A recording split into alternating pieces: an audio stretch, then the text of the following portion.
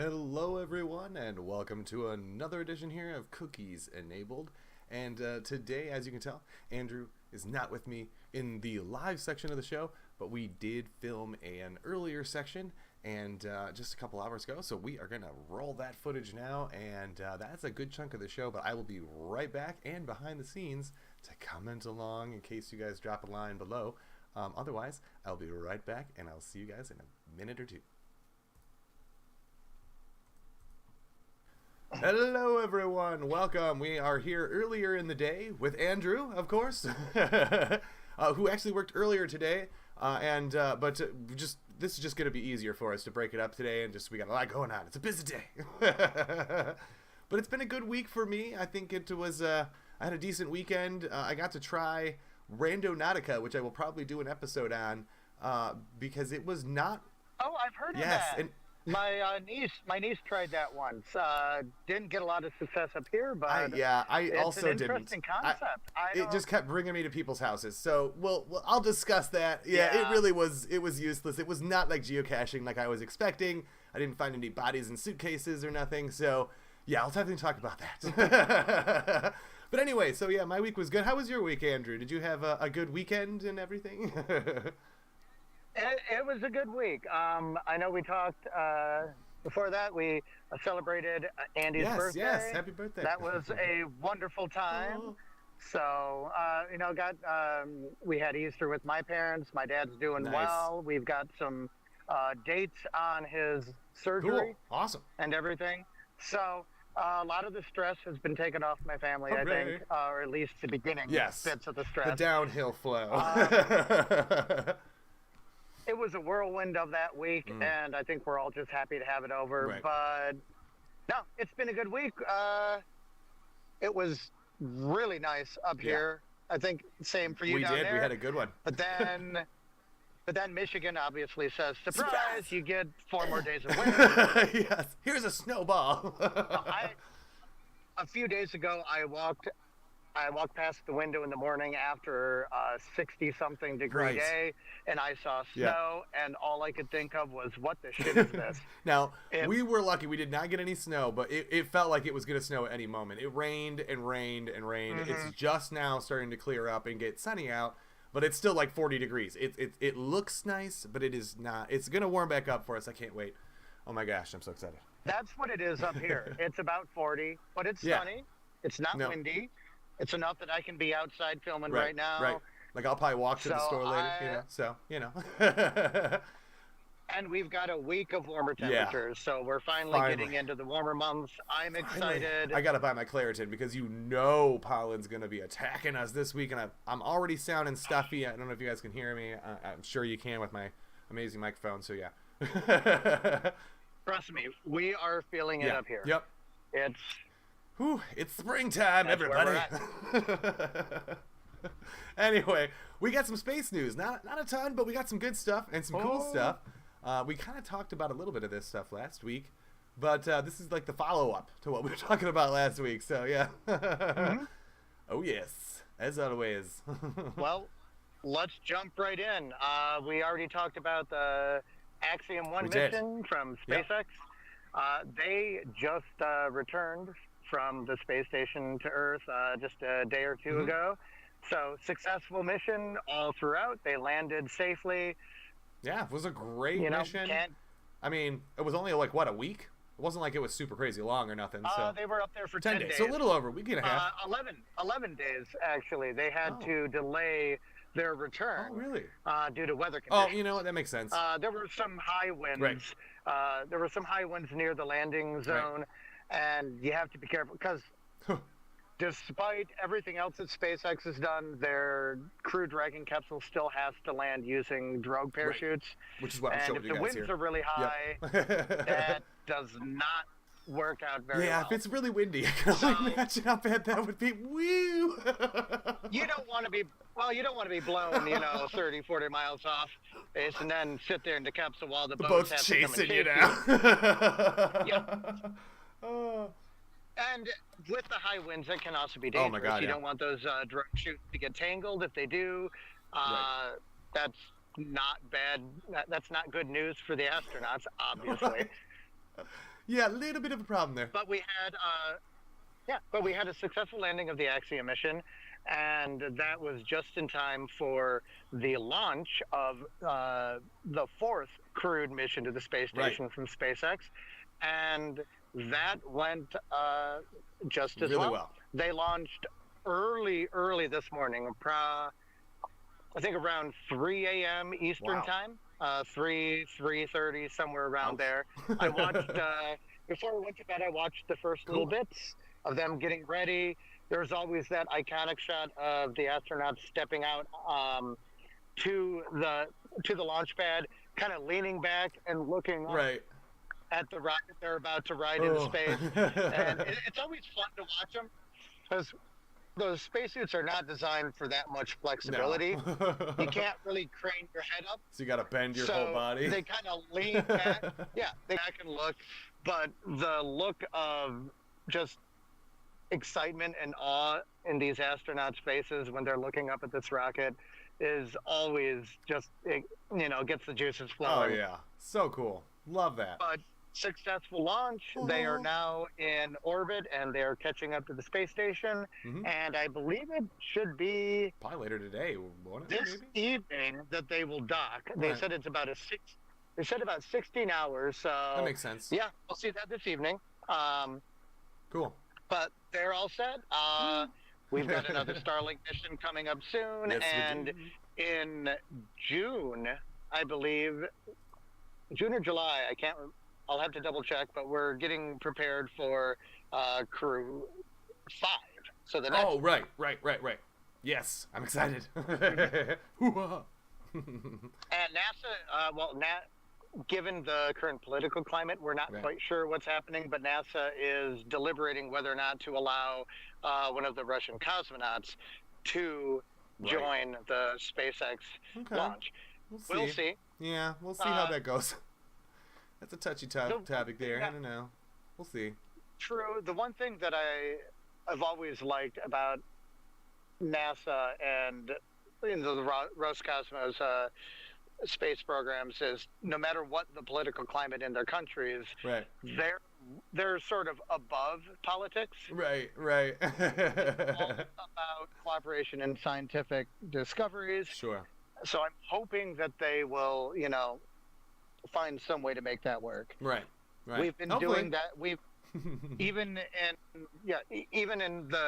during the Cold War and after that with all of this, with all of the political issues between the two countries, they've always still come together to work for the space programs. Yeah. So that's why I think they'll come to an arrangement. We'll see how this goes. I think so. It's going to be a real touch and go kind of situation for a while, I'm sure. They're going to really have to play the waters and kind of see how it goes, and I think really take it really slow, which it sounds like they're already doing. They're trying to be precise and accurate and not be biased, and so I totally get it. Like you said, it's for science, so we're not trying to be like pointing fingers, but it's kind of hard to do. A little bit. Yeah, a little bit. Yeah, so we've had a pretty busy week for SpaceX. They did, all of the Raptor 2 engines have also arrived in Boca Chica that they're going to be installing. They're basically waiting on the FAA to give them the go-ahead. Right. And we'll finally get a launch. Yeah, and I'm sure that'll come soon. Before, I hope. And if they don't, you know what? They're building Pad 49A at the Kennedy Space Center. I talked about that in my previous video from Monday on SpaceX. So there will be another launch capability for Starship. Oh, yeah. If it's not Boca Chica, Pad 49A is going to be perfectly fine. Right. I mean, we've been launching rockets from there since the 60s. Yeah, that's nothing new. Nothing new for us, anyway. No. So, yeah. Good start for SpaceX. It's been a little crazy. Right. It's been weird. A little bit, as it always is. Yeah. But, cool. Well, thank you for the space news. Do we want to jump to the memes before we jump to our other news? Or let's do the memes. Okay. We got some great memes this week. We will describe them for everybody who is listening. Right. And I think we're starting with one of yours, because you have 3 this week and I only have 2, which is totally fair. And this I one, couldn't decide, so I just posted 3. you're totally fine. You're totally fine. This is a great one. I'm going to read this to you guys here. It says, imagine one day you're at work or out for a drink or doing the shopping and someone shouts, cut! And it turns out you're Gary Oldman all along. That's how good an actor he is. I love the picture they have of him too. He's like, what? I mean, you can't deny Gary Oldman is an absolutely incredible actor, and I get it. I totally get it. I read this, you sent it to me, and I was like, you know what? I can't think of a movie I've seen him in that I didn't like, and that I didn't like his character, or where he didn't, like, play it believably, or, you know, like, if I'm supposed to hate him, I did, you know, or if I'm supposed to love him, I did, you know, so, like, he plays his characters perfectly. Some people, they get on screen, and it's just like, oh, you should have stayed a villain, you know, you're not a believable hero, or whatever, you know, but yeah. Well, that's the thing. He's not typecast. Exactly. He's been all over the spectrum of movies. Fantasy, sci-fi. I mean, like everything. Drama, action, comedy. Rosencrantz and Guildenstern are dead. If you haven't watched that, check it out. Have you seen that movie, Will? It's on my watch list. It's on my watch list for sure. For those of you who haven't seen that movie, it's basically the plot of Hamlet. Oh, okay. But from the perspective of his 2 confidants, Rosencrantz and Guildenstern. Okay. So see, I would probably like that. I don't care for Hamlet, really. Oh, that story's boring. I think I've heard it too many times. Like The Lion? I've heard it way too many times. I think that's why. I feel like they've done it so many times over and over again, too. It's like Romeo and Juliet. I just can't have another one. Please stop. Well, what? Do you like The Lion King? Not really. I mean, I like the music of The Lion King, but the story, again, it's just Hamlet. It's just Hamlet. Okay, you're doing the rest. Okay, I'm resigning from the podcast if you don't like The Lion King. Okay, I do like The Lion King. It's Hamlet. It is Hamlet. It is honestly Hamlet. The music is probably the best part of The Lion King, though. Oh, that's a good start. But no, Rosencrantz and Guildenstern are dead. Like I said, it kind of follows what happens behind the scenes during the events of Hamlet. See, that would be way more interesting to me. Like, I've really got to watch that movie. I think I'd really, really like that, honestly. Like that. You would. Because, you again, it's like would. a whole other spin of a story I already know. So that's where I'm going to like it. Because I like other points of view. So, cool. Awesome. Anyway. But he's done all of that. He's done Harry Potter. Yes, that was one of my favorite roles he played, too, honestly. I think he did great in Harry Potter.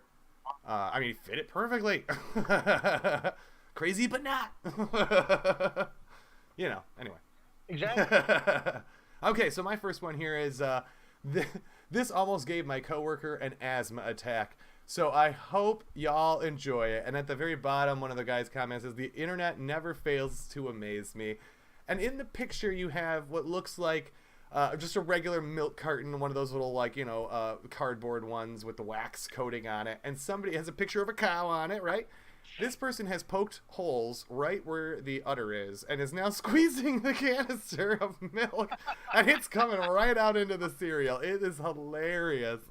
And I love how the cow is looking at the bowl of milk, too. I think if that wasn't happening, if it was looking off into the pasture, it wouldn't be nearly as funny. But it's like, oh my God, what am I doing? The cow looks confused. Awesome. Like, what is going on here? I don't know. I died laughing for a good 10 minutes when I saw that one. I couldn't believe it. I was like, wow, like I never thought of that. And that's a classic.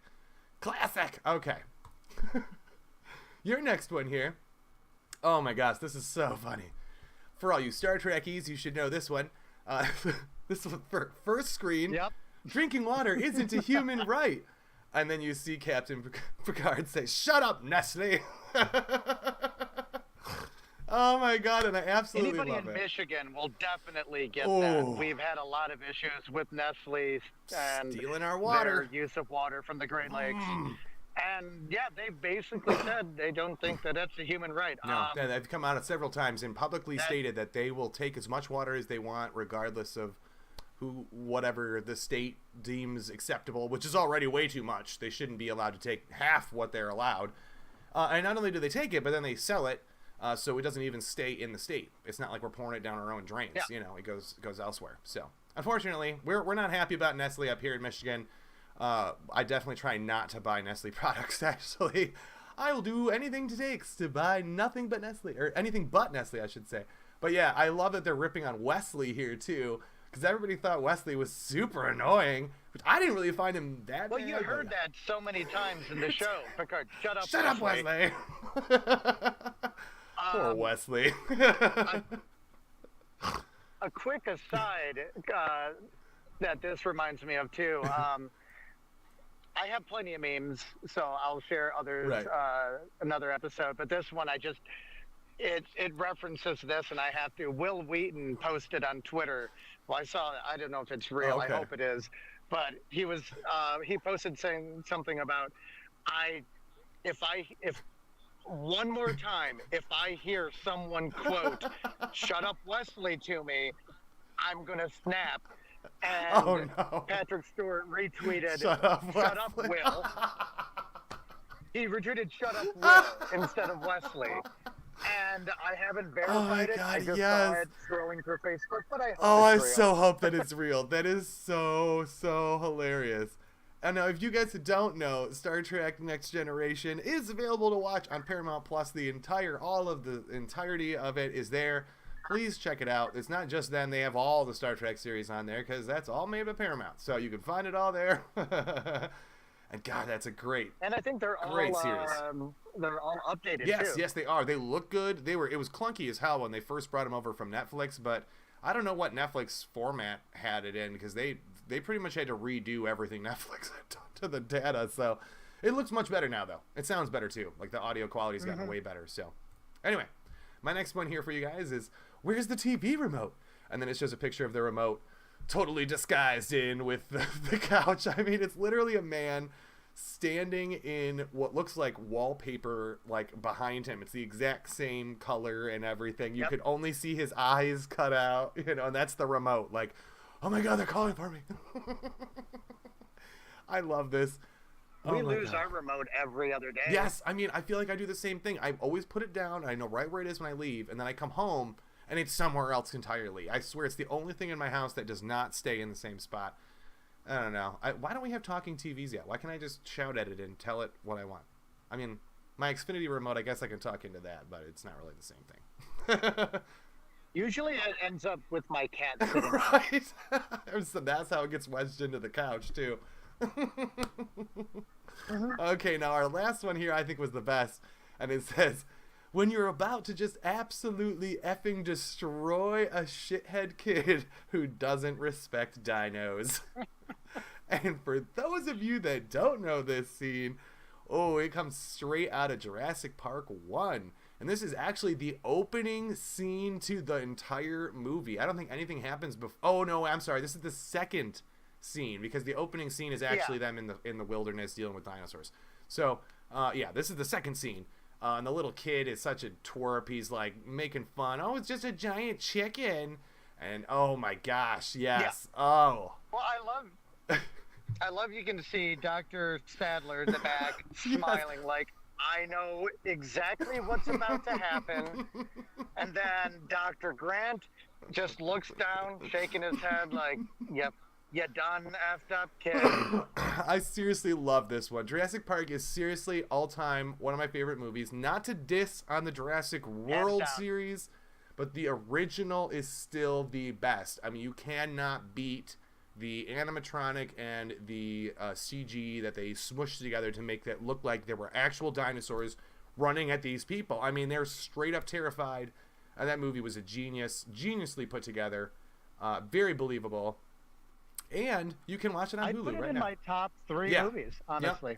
Yep, so if you haven't watched Jurassic Park and you've seen the newer ones, please go back and at least watch that one. Don't watch the sequels unless you're super into the first one, because they're not necessarily as good. But let me tell you, Jurassic Park, the original, is as good as Jurassic World, if not better. I think it's actually probably a little better than Jurassic World. I don't know. They're actually very different movies, so it's kind of hard to say, but awesome. It's better than it really is. Yeah. It really is. So good. Anyway, clever girl. So we got one last topic for you all today, which is one that Andrew found, which is about the Large Hadron Collider.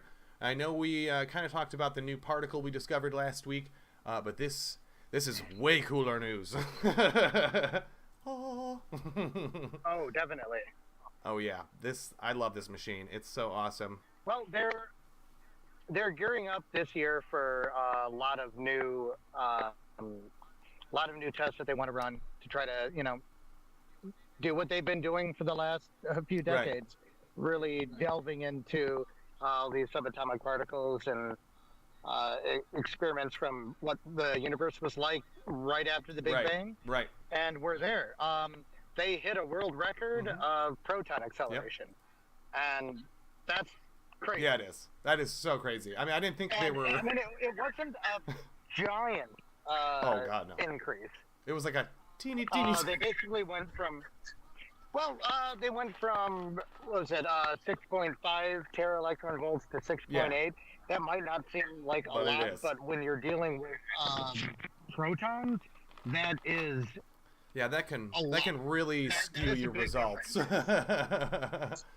Now, tera electron volt is not that much energy at all. According to this article, 1 tera electron volt, which is basically 1 trillion electron volts, that energy is only about, what did they say? The energy of a mosquito flapping its wings. So, Now, that's not a lot of energy, but it is when all that energy is coming from one single proton. Right, just one. Not like a whole bunch. One. Now, so you're talking trillions of protons when it comes density to of one. something the size of a mosquito. So when you shrink that down to 1, that's a lot of energy packed into the tiniest little bit. And that is huge. Yeah, it is. So I'm really excited to see what CERN and the Large Hadron Collider is going to be able to come up with this summer. It's going to be several months of experimentation. Oh, yeah. They just finished the upgrades, as far as I read, and they're just starting to get things booted up and calibrated and whatnot and ready to go for the summer. Kind of like what they're doing. That's what this test was. They ran this test to try to see how far they could push it, and they're getting there. So we're going to see what happens with them in the fall, or summer into the fall. I can't wait, I'm honestly. super excited about this, honestly. This is going to be exciting. We have the Hubble and we have the James Webb Telescope that's out in the cosmos. But now we also have the inverse of that, looking into the smallest bits of the universe. Right. And that's really going to change and possibly, open up completely... Exactly. Yeah. Get ready to throw those old textbooks out, everybody, because science is about to be rewritten. Pretty much. Oh yeah. I'm super excited. So we're gonna keep an eye on it. And I think that's about all I have. Will's gonna keep going with his stuff for this evening. I'm gonna call it a day. I'm at about 11% battery, and that's not fun on my phone. Well, thank you again for tuning in, Andrew, and stick around, everybody. I got 2 more topics for you guys today. I'll see you in just a second. Okay, I'm back. So, thank you again, Andrew. Hopefully you're having a great evening. I've seen some people jump in and out of the viewing room, but not a lot of people sticking around, but that's okay. That's totally fine. So I have 2 last topics for you guys today, and they are really interesting. This first one actually kind of follows along with the Large Hadron Collider, which Andrew was just talking about. Just had its newest milestone of breaking that speed barrier, which is really awesome. But there was another breakthrough, technically in the almost the same sector of science. This could actually affect our computers and our microchips and actually make them more efficient. Might not seem like a ton of efficiency, but it's going to be a huge amount. Now, on average, what I'm talking about here, sorry, before I go any further, is a superconductor. Now, I know I've mentioned superconductors in previous episodes. I'm sure there's been lots of random little breakthroughs here and there, but this is one that, like, literally since 1911, they have not been able to break, and they thought that this was something that was pretty much always just set in stone. You wouldn't ever be able to fully have completely resistant or free, transfer of electrons. There's always going to be at least a 10%, is pretty much always what they've said. And now they have found a way to make a superconductor the size of a circuit board and have 0 resistance, as well as directional electrons, which is necessary for obviously circuitry because they all have to go in one direction, and that was not possible before. So this breakthrough is really revolutionary, mainly because it's not only going to save us energy, it's going to make our electronics even faster. Again, they're already doing some of these things, but as you can tell, the one it's dragging these arrows right through this cone, and that's kind of how our current technology works. It really is, it's being kind of smothered because it's being dragged around, if you can even say drag, because it's not really moving across the surface of the device that you're electrifying, and in this case would be like a wire or something. But with superconductivity, it goes around the outside, and it actually kind of hovers around things. Now we've used this before. Again, this is not new technology, and we do things like levitation with superconductors as well, and superconducting magnets can actually create special zones of gravity that will hold things in place and do some really cool things. Like in the image here, you have a superconducting tunnel, which is allowing this little magnet thing to just kind of float through what, they're showing you those arches of the magnets, and the magnetism that is holding that device in place. And one device that does do this to this day that actually came out a few years ago, and I think everybody forgot about, is the Lexus Hover-board, which is actually a mobile superconductor, which, if I remember correctly, uses hydrogen fuel cells, to cool the magnets on the bottom of the board to super cold extremes. Now, this is not a normal concrete place where he is doing his skateboarding or hoverboarding, I'm sorry. This man is actually, this whole skate park is coated in a special kind of metal that helps, and magnets that help repel the bottom of the board. So it's not just a trick. He wouldn't be able to just do this wherever you go. It's not a replacement skateboard, again. But this could mean that now that we have this breakthrough that everybody in physics and all the physicists thought was impossible is now not impossible anymore, and very practical, and actually can save us about 10% of energy that we put into our electronics, because that's the only part we were missing. We were already getting a 90% return on all the power that you put into your electronics. There was only 10% loss just in heat and resistance throughout the machines, and that could be a thing of the past, which just means our computers are going to get faster. They might not necessarily get smaller, but they will definitely get faster, and they will actually be able to use way less power and give you even more, oomph for what you're putting into it. So, very cool stuff. And definitely don't forget about that Lexus Hover-board. I'm going to post a bunch of the links down in the sources below if you are all interested. Now, kind of jumping off onto the gaming news. We usually try to hit on tech and gaming news in every episode as well. I did find something, and that is for all y'all out there that absolutely love Bethesda, and I'm going to screw that name up a bunch of times. I'm sorry, it's a tough one. Bethesda, they are an amazing brand. I absolutely love their games. If you can't tell by this "Please Stand By," that's from Fallout. So obviously, I kind of had a little fun there. But Bethesda is a gaming studio, and they have been around for a really long time, and they just got kind of merged and completely bought out. I shouldn't say just got. It was a couple years ago, but bought out by Microsoft. Now, all their games were on their own kind of website. So kind of like EA has their own like EA desktop app that you download, or Origin. There's also the Steam app. You can download that, and that allows you to download games from their marketplace and play them through their game engine, which Steam has been literally the best game engine around since really the dawn of downloading games from an internet source. Steam has been there, and they have aced it from the beginning with keeping the interface as clean as possible, with minimal ads that have prices right on them. So if you're clicking something, you know how much it's going to cost or where it's going to go. And I mean, they did a really good job keeping things clean. It is a little slow. It is a little clunky. It's gotten better over the years. It kind of comes and goes.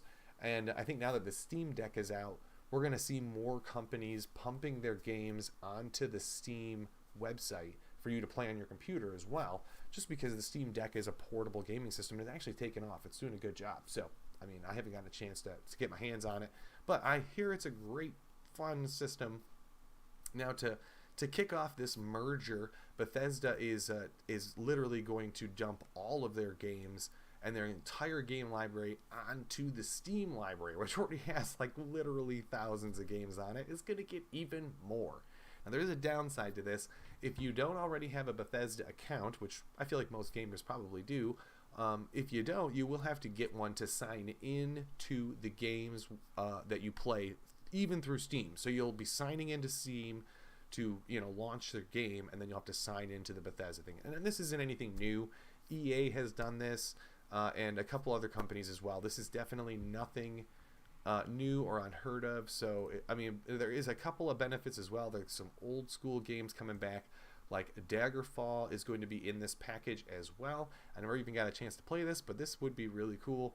Again, some really old school games are going to be put on there. I don't know what the prices are, any of these, but I'm sure they're going to be either free or cheap, as well as Wolfenstein Return to the Castle, and includes the enemy territories and stuff like that. So this is going to be really cool.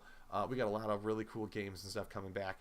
And it's really just because, you know, again, Bethesda, Microsoft, everybody's kind of trying to work together, get the games just out there for people to play. They're not trying to play this, you know, crazy game. I mean, the more people that are playing them, the happier, you know, your gamers are, as well as the happier the company is, and the more the games we can make. And, you know, hooray.